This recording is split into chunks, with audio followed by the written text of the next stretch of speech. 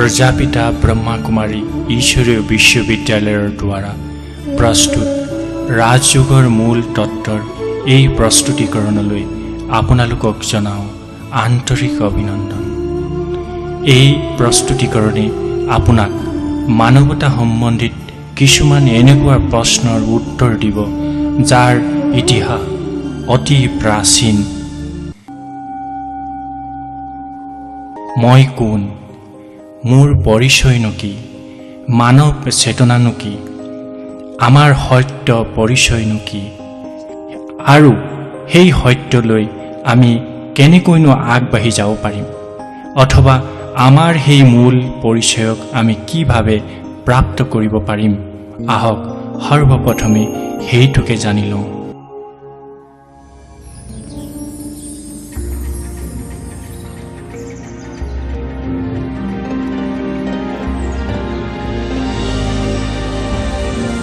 আত্মা।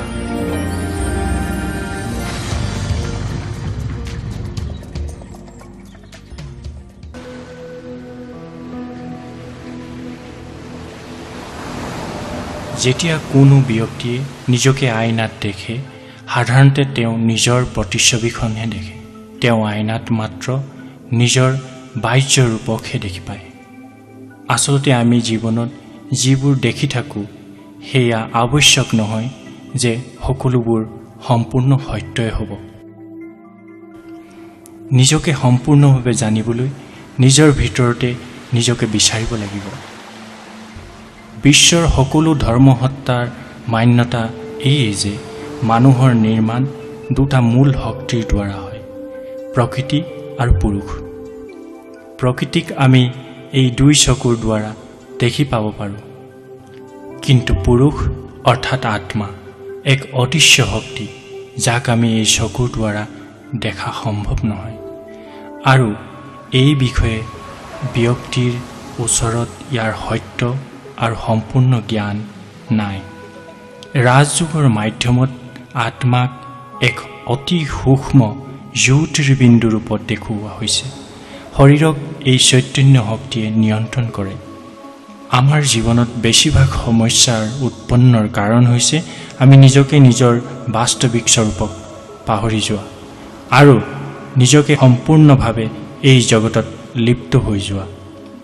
এক এনেকুৱা দুনিয়াত নিজকে লিপ্ত হৈ যোৱা যিটো মাত্ৰ মৃগতৃষ্ণাৰ সমান, যাৰ কোনো যথাৰ্থ অস্তিত্ব নাই। আত্মা। যেতিয়া আমি আমাৰ বাস্তৱিক পৰিচয়ক জানিব পাৰিম, তেতিয়া আনৰ প্ৰতি আমাৰ দৃষ্টি স্বাভাৱিক হৈ আহিব। আত্মাৰ পৰিচয় পোৱা মাত্ৰকে আমাৰ সমস্ত সমস্যা সংকীৰ্ণ হৈ আহিব। দেহৰ ধৰ্মৰ ওপৰত নিৰ্ভৰ কৰি নিজকে হিন্দু, মুছলমান, শিখ, ইছাই ইত্যাদি নাভাবি আত্মিক সম্বন্ধত ভাই ভাই বা বসুদেৱ কুটুম্বকম ভাৱ মনৰ মাজতে জাগৃত হৈ আহিব।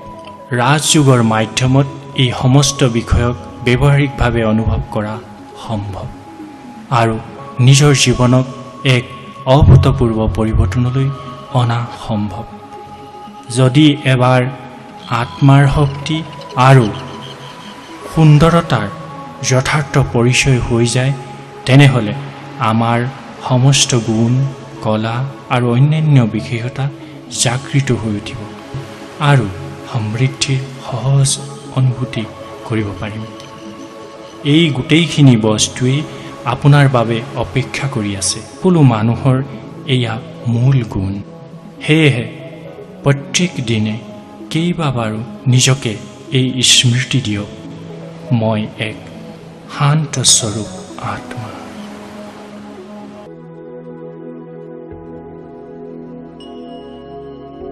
এতিয়ালৈকে এইটো স্পষ্ট হৈ গৈছে যে আমি সকলোৱে আত্মা। প্ৰত্যেক উত্তৰে বহুতো নতুন প্ৰশ্নৰ জন্ম দিয়ে।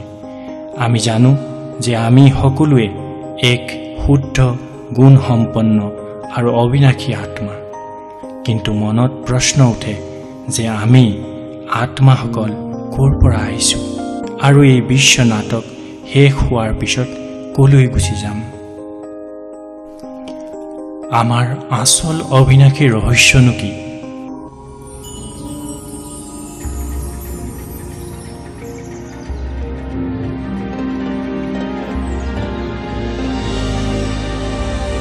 নিৰাকাৰী দুনিয়া।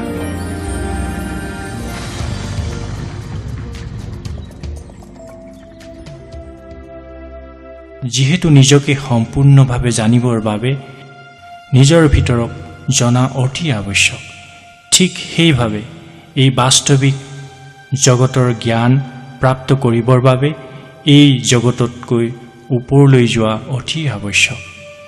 এই তৰা আৰু গ্ৰহ নক্ষত্ৰৰ জগতৰ সম্বন্ধে আজিৰ বিজ্ঞানে বহুতো জ্ঞান আমাক দিবলৈ সক্ষম হৈছে, কিন্তু এই জগততকৈও বহু দূৰত আৰু এখন জগত আছে য'ত বিজ্ঞানে কেতিয়াও ঢুকি পোৱা নাই। তালৈ কেৱল মন আৰু বুদ্ধিৰ দ্বাৰাহে যোৱা সম্ভৱ, কিয়নো মন এক এনেকুৱা শক্তি যাৰ দ্বাৰা যিকোনো সময়তে য'ত ইচ্ছা তালৈ আমি অহৰহে যাব পাৰোঁ। এই নিৰাকাৰী ৰঙা প্ৰকাশময় স্বৰ্ণময় জগত আমাৰ সকলো আত্মাৰ মূল ঘৰ, কিন্তু ইয়ালৈ আমি এই স্থূল শৰীৰ লৈ যোৱাটো সম্ভৱ নহয়। নিজৰ শৰীৰৰ ঘৰ সম্পৰ্কে প্ৰায় সকলোৰে জ্ঞান আছে, কিন্তু এই সংসাৰত বহুত কম সংখ্যক লোক আছে যিসকলে আত্মাৰ ঘৰ সম্বন্ধে জানে। এবাৰ বুদ্ধিয়ে যি বস্তুক বুজি লয়, মনে সেইটোকে সহজেই অনুভূতি কৰাব পাৰে। যেতিয়া আমাৰ এই জ্ঞান হৈ যায় যে সকলো আত্মাৰ ঘৰ এক গভীৰ শান্তিৰ জগত, তেতিয়া আমি যিকোনো সময়তে এক ছেকেণ্ডত তালৈ গৈ উপস্থিত হ'ব পাৰোঁ। ৰাজযোগ কোনো কঠিন প্ৰক্ৰিয়া নহয়, অতি সহজ আৰু সৰল, কেৱল মাত্ৰ মনৰ স্মৃতি। যেতিয়া আমি সকলো আত্মা মূল ঘৰত আছিলোঁ, তেতিয়া আমি বহুত শান্তিৰ অৱস্থাত আছিলোঁ। বাৰে বাৰে মনক এই স্মৃতি দিয়াটোৱেই যোগ বুলি কোৱা হয়। আত্মাৰ মূল স্বৰূপ হ'ল এক জ্যোতিৰ্বিন্দু স্বৰূপ, আৰু শান্তি আত্মাৰ মূল ধৰ্ম। যদি আমি বাৰে বাৰে এই অৱস্থাৰ বিষয়ে বিচাৰ কৰোঁ, তেতিয়াহ'লে এই শৰীৰত থকা স্বত্বেও সেই নিৰাকাৰী জগতৰ শান্তি আৰু অসীম আনন্দৰ অনুভূতি অতি সহজতেই কৰিব পাৰিম। আৰু যেতিয়া ইচ্ছা, তেতিয়াই সেই শান্তিময় জগতলৈ মনৰ দ্বাৰা যাত্ৰা কৰি নিজকে গভীৰ শান্তি আৰু শক্তিৰে পৰিপূৰ্ণ অনুভৱ কৰিব পাৰিম। কেৱল মাত্ৰ নিজকে বাৰে বাৰে স্মৃতিত ৰাখিব লাগিব যে আমাৰ সকলো আত্মাৰ মূল ঘৰ এক সোণোৱালী ৰঙা প্ৰকাশময় ঘৰ, য'ত মাথো শান্তি আৰু শান্তি।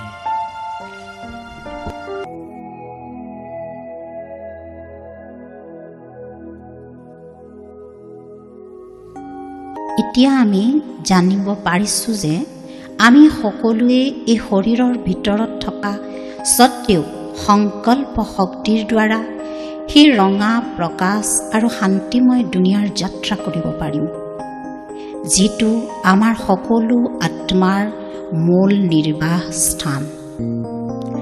আমি আৰু এটা কথা পাহৰি গৈছোঁ যে সেই দিব্য শক্তিৰ শ্ৰোতাক, যাৰ পৰা সমস্ত গুণ আৰু শক্তিৰ প্ৰাপ্তি হয়, আৰু যাৰ আশ্ৰয়েৰে আহি আমি সকলো আত্মা জন্ম জন্মান্তৰৰ বাবে ভৰপূৰ হৈ যাওঁ।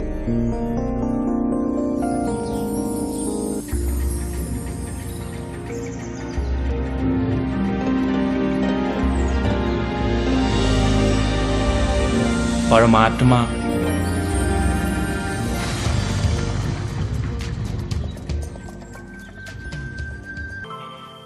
তোমালোকে মোক বিভিন্ন নামেৰে মাতি থাকা। গড, পৰমাত্মা, জিহুৱা, আল্লাহ, শিৱ, সংঘাই ইত্যাদি। তোমালোকে মোৰ নামত চাৰ্চ, গুৰুদ্বাৰ, মন্দিৰ, মছজিদ আৰু মূৰ্তি বনাই মোৰ নামত যুদ্ধ কৰি আছা আৰু মোৰ নামেৰে অসংখ্য বলি দি আছা।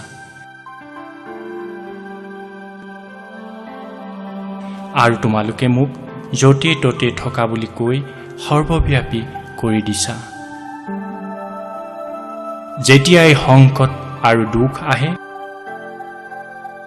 তেতিয়াহে মোক মাতা আৰু সুখৰ সময়ত মোক একেবাৰে পাহৰি যোৱা। তোমালোকে জনম জন্মান্তৰ ধৰি মোক দেৱতা ৰূপেৰে পূজা কৰি আহিছা, তথাপিও মোক জানিব নোৱাৰিলা। গুৰু গোসাঁইসকলে মানুহক ৰাস্তা দেখুওৱাৰ চেষ্টা কৰা স্বত্তেও কোনোৱেই মোক জানিব নোৱাৰিলে। সেয়ে মই নিজেই আহি নিজৰ পৰিচয় দিওঁ। ময়েই তোমালোকৰ মা দেউতা, বন্ধু সখা। কেৱল মোৰ লগতহে তোমালোকে যিকোনো সম্বন্ধ স্থাপন কৰিব পাৰা। তোমালোকৰ দৰে মোৰ জন্মও নহয়, মৃত্যুও নহয়। মই অজন্মা, অকৰ্তা, অভোক্তা। মোৰ স্বৰূপ অতি সূক্ষ্ম জ্যোতিৰ্বিন্দু স্বৰূপ, যাক এই দুই চকুৰে দেখা সম্ভৱ নহয়। তুমি আত্মা মোৰ দৰে জ্যোতিৰ্বিন্দু স্বৰূপ। মোৰ আচল ঘৰ শান্তিধাম, য'ত মাথো শান্তি আৰু শান্তি।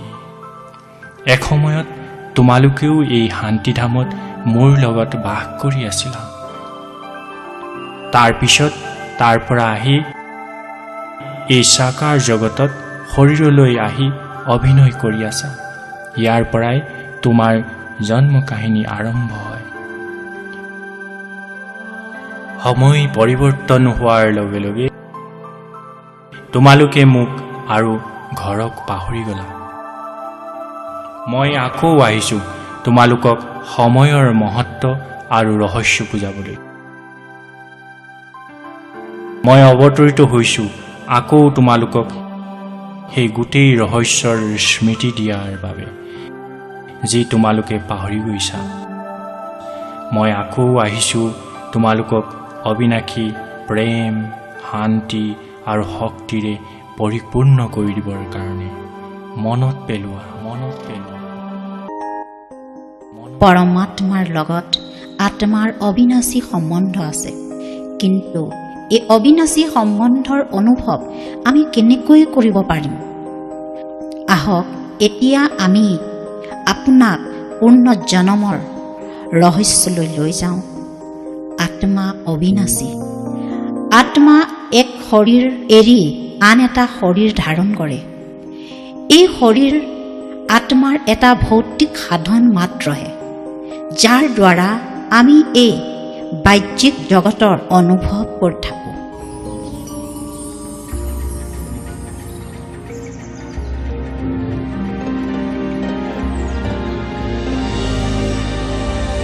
পুনৰ্জন্ম।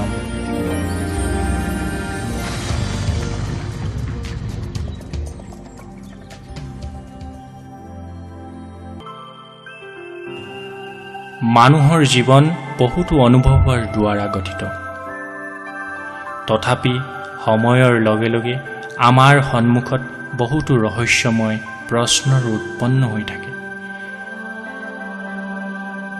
পুনৰ্জন্মৰ মাধ্যমেৰে এনেধৰণৰ সমস্যা অতি সহজেই বুজিব পাৰি। যেনে কোনো ল'ৰা ছোৱালী সৰুৰে পৰা কোনো বিশেষ কলাত নিপুণ হয়,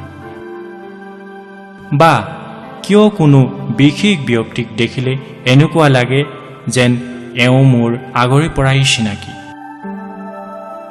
এনেধৰণৰ সংকল্পই আমাক অতীতৰ ফালে সংকেত দিয়ে। বিজ্ঞানৰ মতে শক্তি অবিনাশী, যাক উৎপন্নও কৰিব নোৱাৰি আৰু বিনাশো কৰিব নোৱাৰি। ঠিক সেইদৰে আত্মাও এক অবিনাশী শক্তি, যাৰ উৎপত্তিও নহয় আৰু বিনাশো নহয়, মাত্ৰ এটা শৰীৰ এৰি আন এটা শৰীৰ ধাৰণ কৰে। যেনে আম গছৰ গুটি ৰোপণ কৰিলে আম গছেই উৎপন্ন হয়, ঠিক সেইদৰে মানুহৰ আত্মা মানুহ হৈহে জন্ম লয়। আচলতে কোনো আত্মাই নমৰে, কেৱল পুনৰ জন্মৰ ফল ভোগ কৰাৰ বাবে বাৰে বাৰে জন্ম লৈ থাকে। পুনৰ জন্মৰ জ্ঞানেৰে বৰ্তমান কৰ্মক পৰিৱৰ্তন কৰিবলৈ আৰু অতীতৰ কৰ্মভোগক স্বীকাৰ কৰাত শক্তি প্ৰদান কৰে আৰু মানসিক সংকীৰ্ণতা সমাপ্ত কৰে।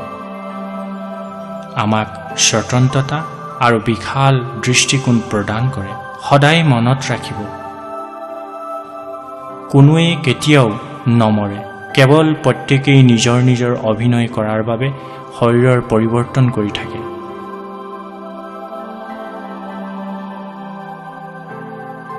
আত্মাই নিজৰ শৰীৰৰ দ্বাৰা কৰ্ম কৰে, যেনে সাকাৰাত্মক, নাকাৰাত্মক, আৱশ্যক, অনাৱশ্যক আৰু সাধাৰণ। আমি জানো যে শক্তি কেতিয়াও বিনাশ নহয়। প্ৰত্যেক ক্ৰিয়াৰে এক সমান আৰু বিপৰীত প্ৰতিক্ৰিয়া থাকে। তেতিয়াহ'লে আহক এতিয়া আমি কৰ্মৰ গহন গতি অৰ্থাৎ ক্ৰিয়া আৰু প্ৰতিক্ৰিয়াৰ আধ্যাত্মিক ৰহস্যলৈ যাওঁ।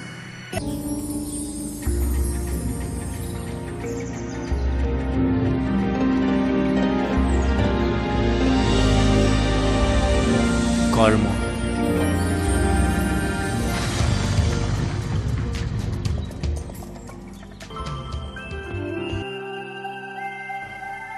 আজিৰ বিচাৰধাৰা মতে মানুহে নিজৰ দুৰ্ভাগ্যক আনৰ ওপৰত দোষাৰোপ কৰে, কিন্তু কৰ্ম সিদ্ধান্ত আৰু প্ৰভাৱ সিদ্ধান্ত অনুসাৰে স্পষ্ট যে আমাৰ লগত যি হৈ আছে বা যি ঘটনা ঘটি আছে, ভাল বেয়া, তাৰ কাৰণ কি? ইয়াৰ উপৰিও জীৱনক শ্ৰেষ্ঠ আৰু নিৰ্বিঘ্ন বনোৱাৰ বাবে আমি কি কৰিব পাৰোঁ? নিউটনৰ তৃতীয় সিদ্ধান্ত অনুসৰি সমস্ত ক্ৰিয়াৰ এক সমান আৰু বিপৰীত প্ৰতিক্ৰিয়া থাকে। যীশুখ্ৰীষ্টৰ মতে আমি যি ৰোপণ কৰোঁ সেয়াই কাটোঁ। যদি আমি আনৰ কাৰণে কিবা বেয়া কৰোঁ, তেতিয়াহ'লে নিশ্চিতভাৱে এদিন সেই কৰ্ম আমাৰ কাৰণে ঋণাত্মকভাৱে কাম কৰিব। ভাল কৰ্মৰ ফল ভাল আৰু বেয়া কৰ্মৰ ফল বেয়া হ'বই। কৰ্ম সিদ্ধান্তক ভালকৈ জানিবলৈ হ'লে পুনৰ জন্মৰ সিদ্ধান্তক জনা অতি আৱশ্যক। এই জন্মৰ কৰ্মৰ ফল ভাল বা বেয়া, সেইখিনি নিশ্চিতভাৱে আমাৰ লগত যাব। আচলতে আমাৰ লগত যিখিনি ঘটি আছে সেইখিনি আমাৰ অতীতৰ কৰ্মৰ ফল।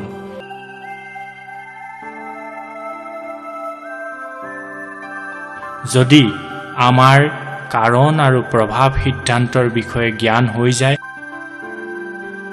তেতিয়া আমি নিজেই নিজৰ দুৰ্ভাগ্যক লৈ কেতিয়াও আনক দোষাৰোপ নকৰোঁ আৰু নিজৰ ভুলখিনিক অন্তৰেৰে স্বীকাৰ কৰি ল'ম। ইয়াৰ উপৰিও বিভিন্ন ৰহস্যক সহজেই বুজিব পাৰিম। যেনে কোনো ব্যক্তি জন্মৰ পৰাই সুস্বাস্থ্যৱান আৰু ধনী আৰু অন্য ব্যক্তি দুৰ্বল আৰু দুখীয়া। কৰ্ম সিদ্ধান্তৰ জ্ঞানেৰে আমি আমাৰ অতীতৰ কৰ্মৰ হিচাপৰ বহি শেষ কৰিবলৈ সহযোগ কৰে আৰু ভৱিষ্যতৰ বাবে শ্ৰেষ্ঠ কৰ্ম কৰিবলৈ প্ৰেৰণা দিয়ে। এতিয়া আমি যিখিনি কৰিম সেয়া ভৱিষ্যতত ফল হিচাপে পাম।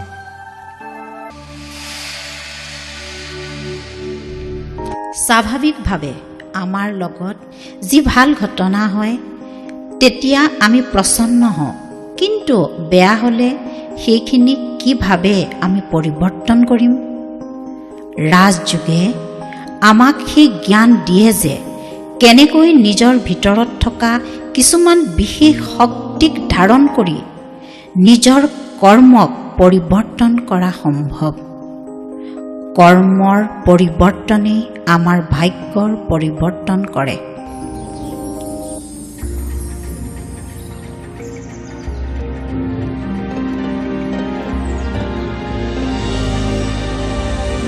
শক্তি।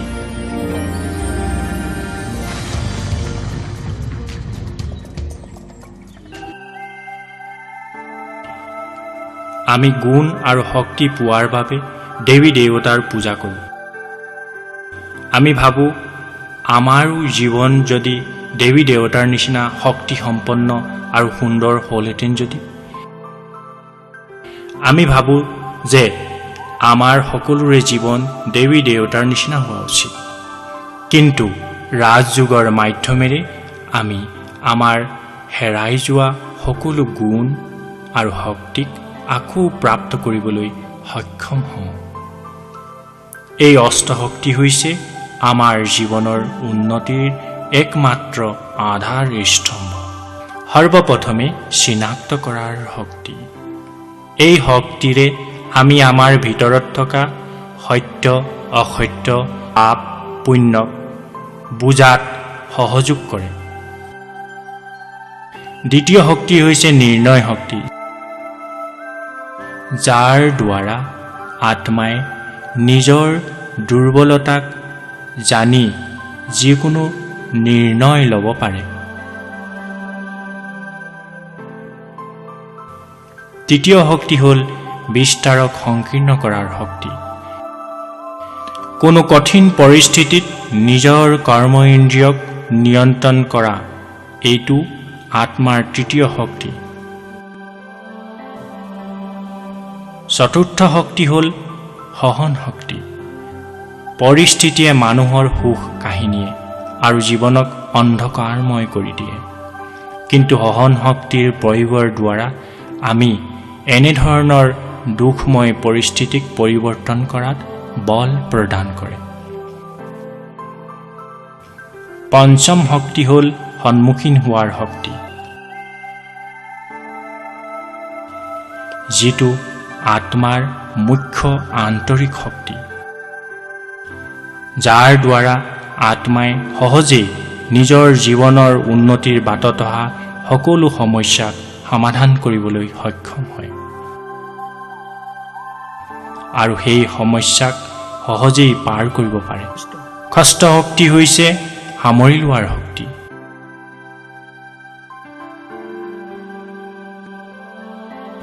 যাৰ দ্বাৰা আত্মাই সকলোৰে অৱগুণ আৰু দুৰ্বলতাক সাগৰৰ নিচিনাকৈ নিজৰ ভিতৰত সামৰি লয়। যেনেকৈ সাগৰে নদীক নিজৰ মাজত মিলাই লোৱা স্বত্তেও স্থিৰ হৈ থাকে, ঠিক সেইদৰে আত্মায়ো আনৰ অৱগুণক নিজৰ ভিতৰত সামৰি লৈ সকলোৰে প্ৰতি শুভচিন্তন কৰিব পাৰে। সপ্তম শক্তি হৈছে গোটাই লোৱাৰ শক্তি,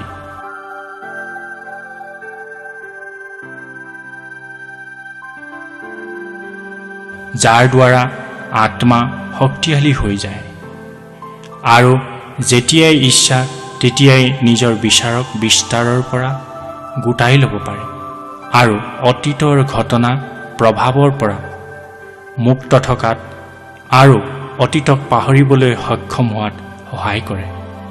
অষ্টশক্তি হ'ল সহযোগ শক্তি। আমি জানো যে যিমানেই কঠিন আৰু ডাঙৰ কাম নহওক কিয় সকলোৰে সহযোগৰ দ্বাৰা সহজে আৰু সৰল কৰা সম্ভৱ। এই গোটেইখিনিৰ আধাৰ হ'ল ৰাজযোগ। ৰাজযোগ হ'ল আত্মা আৰু পৰমাত্মাৰ মাজত এক সুন্দৰ, সহজ, সূক্ষ্ম আৰু শক্তিশালী সম্বন্ধ। ৰাজযোগৰ মাধ্যমেৰে আমি পাপ কৰ্মৰ পৰা মুক্ত হ'ব পাৰিম। তেতিয়াহ'লে আহক এতিয়া আমি এই আধ্যাত্মিক যাত্ৰা অথবা ঈশ্বৰীয় স্মৃতিৰ যাত্ৰা কৰি আনন্দৰ অনুভৱ কৰোঁ।